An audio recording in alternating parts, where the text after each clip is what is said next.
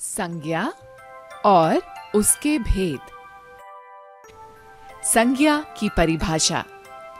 संज्ञा किसी व्यक्ति, वस्तु, प्राणी, भाव व स्थान के नाम को संज्ञा कहते हैं। जैसे व्यक्ति राजू, मीरा, गीता, अशोक, राहुल, हरि, अकबर, एंथनी, रीटा, लता, आशा, नज़्मा आदि। वस्तु गेंद, फल, साइकिल, बोतल, पेंसिल, कागज, पुस्तक, पेड़, पत्ता, फूल, कुर्सी आदि। प्राणी मनुष्य, पशु, पक्षी, गाय, घोड़ा, बंदर, रीछ, हाथी, बकरी आदि। भाव क्रोध, खुशी, प्रेम, ईर्ष्या, दुख, भूख, प्यास आदि। स्थान दिल्ली, मुंबई, मद्रास, कलकत्ता, मथुरा, पंजाब, तमिलनाडु, हरियाणा, अमृतसर, केरल, उड़ीसा आदि। इनके अलावा रिश्ते, मौसम, धातु, पदार्थ आदि भी संज्ञा कहलाते हैं। संज्ञा के भेद। हिंदी व्याकरण के अनुसार संज्ञा के 3 भेद होते हैं, परंतु अब इसमें अंग्रेजी व्याकरण के अनुसार 2 भेद और सम्मिलित हो गए हैं, जो कि जातिवाचक संज्ञा के भेद हैं। ये भेद इस प्रकार हैं: व्यक्तिवाचक संज्ञा, जातिवाचक संज्ञा, क द्रव्यवाचक संज्ञा, ख समूहवाचक संज्ञा। भाववाचक संज्ञा। पहला, व्यक्तिवाचक संज्ञा। जो शब्द किसी विशेष एवं निश्चित व्यक्ति, वस्तु व स्थान की जानकारी देते हैं, उन्हें व्यक्तिवाचक संज्ञा कहते हैं। जैसे डॉक्टर भीमराव अंबेडकर ने भारत के संविधान की रचना की। विशेष व्यक्ति। इस वाक्य में डॉक्टर भीमराव अंबेडकर एक विशेष व्यक्ति हैं। यहाँ हमने उनके नाम से उन्हें संबोधित किया है। भारत का सबसे पहला वेद ऋग्वेद है। विशेष वस्तु। ऋग एक वेद है जो कि लिखित रूप में मौजूद है। ऋग्वेद एक विशेष पुस्तक है। जामा मस्जिद दिल्ली में स्थित है। निश्चित स्थान। इस वाक्य में एक विशेष स्थान का बोध हो रहा है। दिल्ली एक निश्चित स्थान है। इन उदाहरणों के माध्यम से हम समझ सकते हैं कि जब किसी विशेष व्यक्ति, निश्चित स्थान एवं विशेष वस्तु की बात की जाती है तो वह व्यक्तिवाचक संज्ञा कहलाती है। 2. जातिवाचक संज्ञा। किसी भी प्राणी, जंतु एवं समूह की जानकारी देने वाली संज्ञा शब्दों को जातिवाचक संज्ञा कहते हैं। जैसे रानी किताब पढ़ रही है। इस वाक्य में केवल किताब कहा गया है, अर्थात वो कोई भी किताब हो सकती है। यहाँ किताब के पूरे समूह की बात की गई है। बच्चे विद्यालय जाते हैं। इस पंक्ति में केवल बच्चे कहा गया है, अर्थात किसी विशेष बच्चे के बारे में नहीं, अपितु सभी बच्चों की बात की गई है। आज हम फल खाएंगे। इस वाक्य में किसी फल का नाम नहीं लिया गया है, बल्कि यहाँ फलों के समूह की बात की गई है। यदि मैं यहाँ कहूँ कि मैंने आज आम खाया था, तो यह भी जातिवाचक संज्ञा ही है, क्योंकि आम की किसी विशेष प्रजाति का नाम नहीं लिया गया है। जातिवाचक संज्ञा के 2 भेद होते हैं। पहला द्रव्यवाचक और दूसरा समूहवाचक। द्रव्यवाचक वह संज्ञा शब्द जो ऐसे पदार्थों तथा द्रव्यों का बोध कराते हैं जिनसे नई वस्तुएं बनती हैं एवं उनका माप तोल किया जा सकता है, उन्हें द्रव्यवाचक संज्ञा कहते हैं। जैसे सोना, चांदी, मिट्टी, लोहा, तांबा, लकड़ी, दूध, पीतल आदि। समूहवाचक संज्ञा ऐसे शब्द जो किसी समूह या समुदाय का बोध करवाते हैं उन्हें समूहवाचक संज्ञा कहते हैं। जैसे कक्षा, परिवार, सेना, जनता, अस्पताल, मंदिर आदि। समूहवाचक संज्ञा के समूह के प्रयोग सुनिश्चित होते हैं, इनको बदला नहीं जा सकता। जैसे पर्वतों की श्रृंखला, नक्षत्रों का मंडल, तारों का पुंज, कागज का दस्ता, सैनिकों का जत्था, चोरों का गिरोह, गायकों की मंडली, कर्मचारियों या मजदूरों का संघ, भेड़ों का झुंड। 3. भाववाचक संज्ञा जिन संज्ञा शब्दों से किसी व्यक्ति या वस्तु के गुण, दोष, दशा, अवस्था, धर्म आदि का बोध होता है उन्हें भाववाचक संज्ञा कहते हैं। जैसे दया, शांति, प्रेम, अच्छाई, धैर्य, बुढ़ापा, सफलता, सुंदर, बहुमूल्य इत्यादि।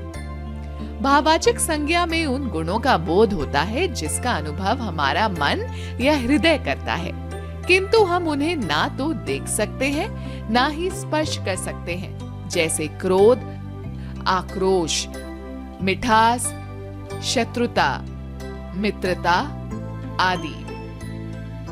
भाववाचक संज्ञाएं 4 प्रकार के शब्दों से बनाई जा सकती है। इसके कुछ उदाहरण इस प्रकार हैं।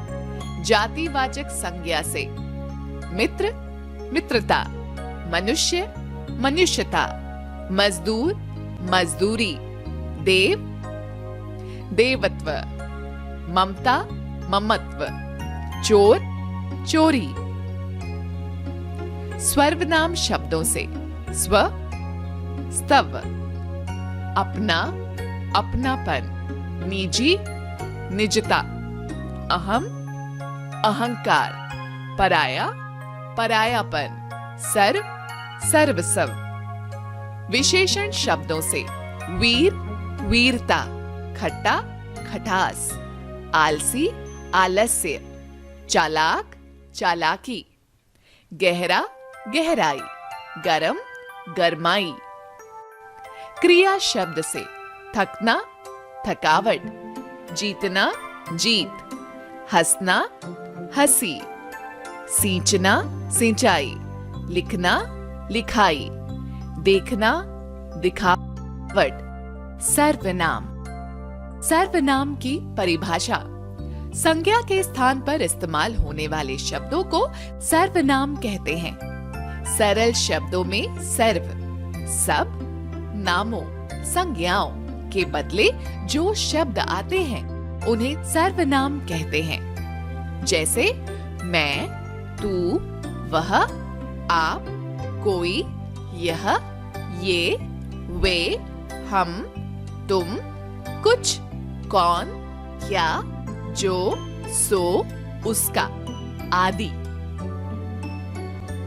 सर्वनाम की आवश्यकता मैं, तू, वह, आप, कोई, यह, ये, वे, हम, तुम, कुछ, कौन, क्या, जो, सो, उसका आदि सर्वनाम शब्द हैं।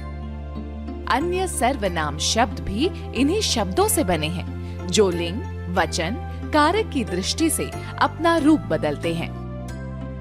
संज्ञा के बार बार प्रयोग से वाक्य का सौंदर्य नष्ट हो जाता है। सर्वनाम शब्दों के प्रयोग से इस दोष को दूर किया जा सकता है और वाक्य का सौंदर्य भी बना रहता है। उदाहरण, सीता कल गांव जा रही है। सीता ने अपना सारा सामान बांध लिया है। सीता अपनी बड़ी बहन के साथ जाएगी। सीता ने गांव के बारे में बहुत कुछ सुना है। सीता का बहुत मन था गांव जाने का। उपयुक्त उदाहरण में सीता नाम का लगातार इस्तेमाल हुआ है, जो कि काफी अटपटा लग रहा है। साथ ही गांव शब्द भी दोहराया गया है। इन शब्दों के स्थान पर सर्वनाम शब्द का उपयोग कर सकते हैं, जो सुनने और पढ़ने में सही लगेंगे। जैसे सीता कल गांव जा रही है। उसने अपना सारा सामान बांध लिया है। वो अपनी बड़ी बहन के साथ जाएगी। उसने वहां के बारे में बहुत कुछ सुना है। उसका बहुत मन था वहां जाने का। उसने, वो, वहां, उसका, ये सभी सर्वनाम शब्द हैं, जो संज्ञा यानी सीता और गांव के स्थान पर प्रयोग हुए हैं। दूसरा, सर्वनाम शब्दों के इस्तेमाल से हम आदर और अनादर के भाव को व्यक्त करते हैं।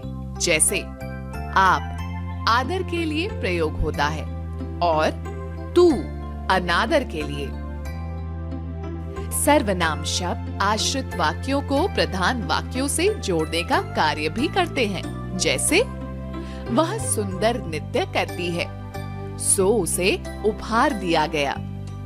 यहाँ वह सुंदर नृत्य करती है को सो शब्द उसे उपहार दिया गया इस वाक्य से जोड़ने का कार्य कर रहा है।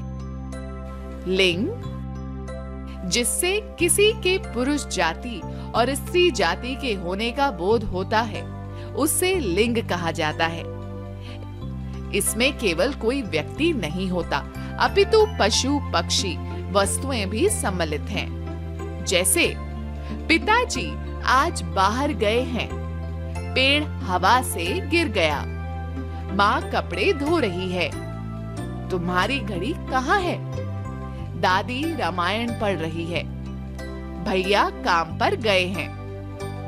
इन सभी वाक्यों में पिता, पेड़, भैया शब्द से पुरुष जाति का बोध हो रहा है और दादी, घड़ी, माँ शब्द से स्त्री जाति का बोध हो रहा है। लिंग दो प्रकार के होते हैं, पुल्लिंग और स्त्रीलिंग।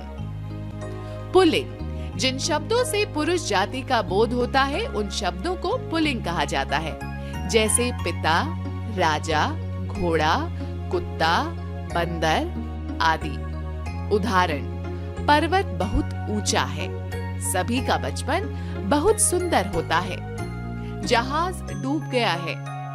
ये डब्बा मेज पर रख दो। स्त्रीलिंग, जिन शब्दों से स्त्री जाति का बोध होता है, उन शब्दों को स्त्रीलिंग कहा जाता है। जैसे लकड़ी, बकरी, माता, रानी, जूं आदि। उदाहरण, उसकी तो खटिया खड़ी हो गई। किताब बहुत पुरानी है। धूप निकल गई है। यह सीता की बंदूक है। हम स्त्रीलिंग से पुल्लिंग और पुल्लिंग से स्त्रीलिंग शब्द बना सकते हैं। कैसे? आइए देखते हैं। पुल्लिंग शब्द से स्त्रीलिंग शब्द: लड़का, लड़की, पिता, माता, दादा, दादी, नर, नारी, राजा, रानी, घोड़ा, घोड़ी, हाथी, हथनी, सुंदर, सुंदरी। स्त्रीलिंग शब्द से पुल्लिंग शब्द: चूहिया, चूहा, सुनारिन, सुनार, मालिन, माली, बेटी, बेटा, मालकिन, मालिक, सेठानी, सेठ, इंद्राणी, इंद्र, नौकरानी, नौकर। वचन। आओ बच्चों, अब हम वचन के बारे में जानते हैं कि वचन क्या होते हैं और हम इनका इस्तेमाल कैसे करते हैं। मोहन के पास एक बिल्ली है। रोहन के पास 5 बिल्लियां हैं। इन दोनों में आपको क्या अंतर दिखाई दे रहा है? चलो मैं बताती हूँ कि इनमें क्या अंतर है। मोहन के पास केवल एक बिल्ली है, और रोहन के पास 5 बिल्लियां हैं। मतलब दोनों वाक्यों में बिल्ली की संख्याओं का पता चल रहा है। तो शब्द के जिस रूप से संख्या का बोध हो उसे वचन कहते हैं।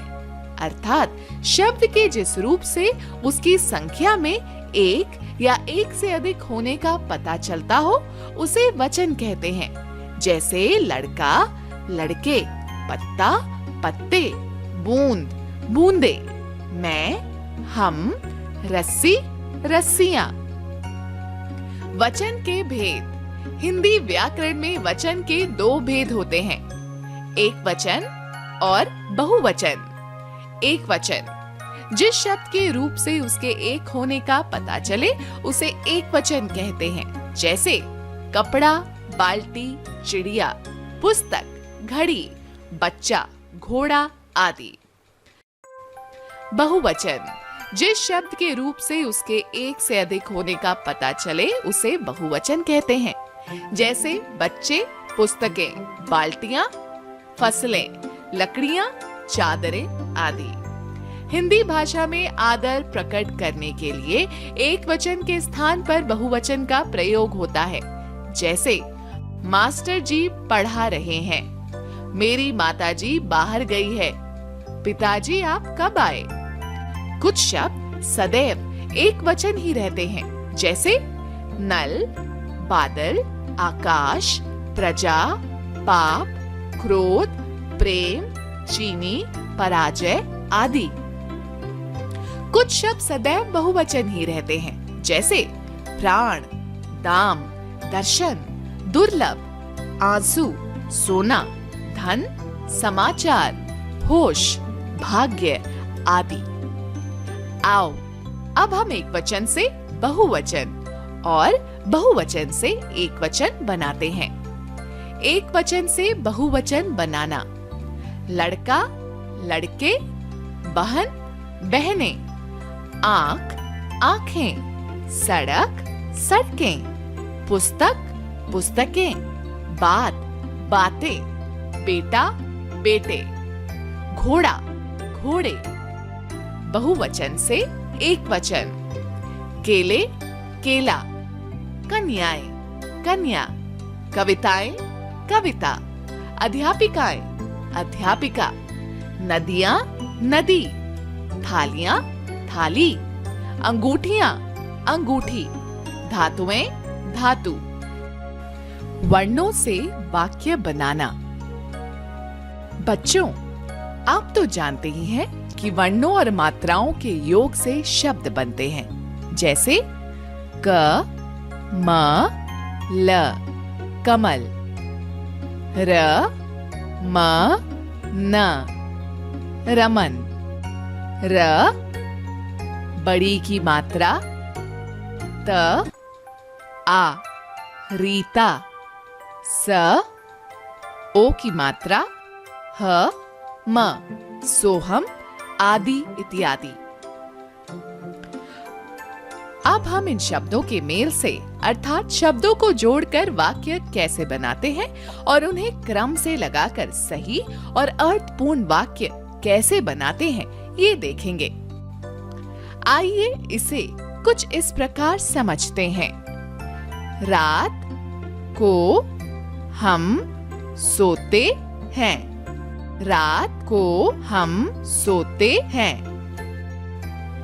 कल हम स्कूल जाएंगे। कल हम स्कूल जाएंगे। गाय घास खाती है। गाय घास खाती है। शेर जंगल में रहता है। शेर जंगल में रहता है। बच्चों, ये सभी शब्द हैं जिन्हें जोड़कर हम समझ सकते हैं कि इनका मतलब क्या निकल रहा है। आइए इसे हम और अच्छे से समझते हैं। राम है पढ़ रहा। तुम जा हो रहे कहाँ। मैंने खाना कल था खाया। बच्चों, इन वाक्यों में आपको कुछ अटपटा नहीं लग रहा? ये सभी वाक्य अपने सही क्रम में नहीं हैं। इसलिए इन वाक्यों का कोई अर्थ नहीं है। यदि शब्दों को सही क्रम में लगा दें, तो ये सभी वाक्य अर्थपूर्ण हो जाएंगे। आप सोच रहे होंगे कैसे? आइए देखते हैं। राम पढ़ रहा है। तुम कहाँ जा रहे हो? मैंने कल खाना खाया था। बच्चों, देखा आपने? इन शब्दों का क्रम में लगाने से यह वाक्य पूर्ण एवं अर्थपूर्ण हो गए। अब आप समझ सकते हैं कि इस वाक्य में क्या कहा गया है। कुछ और उदाहरण। रात को हम सोते हैं। कल हम स्कूल जाएंगे। गाय घास खाती है। शेर जंगल में रहता है। Please subscribe this channel for more videos.